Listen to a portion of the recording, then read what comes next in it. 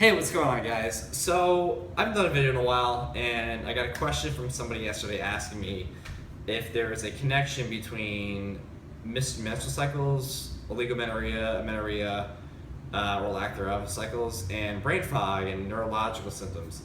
And I asked, well, is there a lot of stress going on in your life? And if the answer is yes, and yes, I would say there is a connection.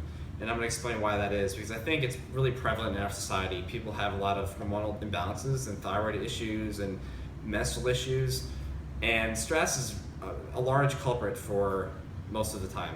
Not all the time, but it's very, very common, I think. So I'm going to explain why that is, and you can assess whether or not you think you're at this sort of stage, and then you can consider, reevaluation.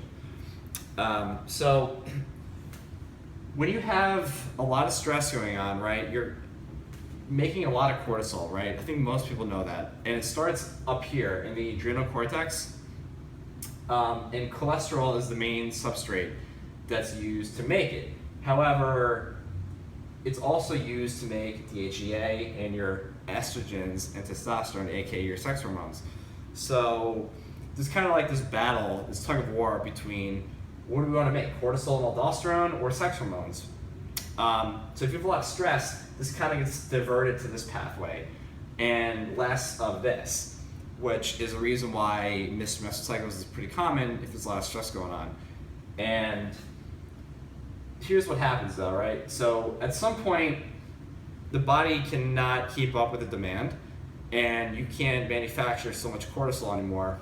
And eventually, these two steroid hormones, cortisol and aldosterone, end up dropping concurrently with this. So this is where you get into the issue of brain fog and lack of concentration, because when you stop making aldosterone, let me go back, take a step back and say that aldosterone is a steroid hormone that retains sodium in water. So it's responsible for keeping your blood pressure healthy and up. In acute phases of adrenal fatigue, or the initial stages of adrenal fatigue, I would say, aldosterone is high and you might have higher blood pressure and all that sort of stuff. Now, at some point, adrenal fatigue kind of progresses into the latter stages where aldosterone and cortisol plummet, and that's where you have low blood pressure, sodium loss, increase in thirst and salt cravings, and you sweat. So at the same time, you have reduced blood flow to the brain, and that's where you can get into sort of like this dizziness, fainting kind of sensation, and obviously brain fog. So you have to kind of evaluate your level of stress in your life, and then see like where do you fall on that spectrum of adrenal fatigue, because it's honestly that's not sustainable. You have to address it, right? It can have really debilitating effects and be really life-threatening if you don't address it. So there are a few tests that you can use to help get a better clinical picture of what's going on for you. The one I like to use the most with my clients is a 4-point salivary adrenal index. That's a really, really good one, and it'll give you some better insight into what your adrenals are doing and making your cortisol throughout the day. So ideally, you want it to be high in the morning and then kind of dip and drop when you go to sleep.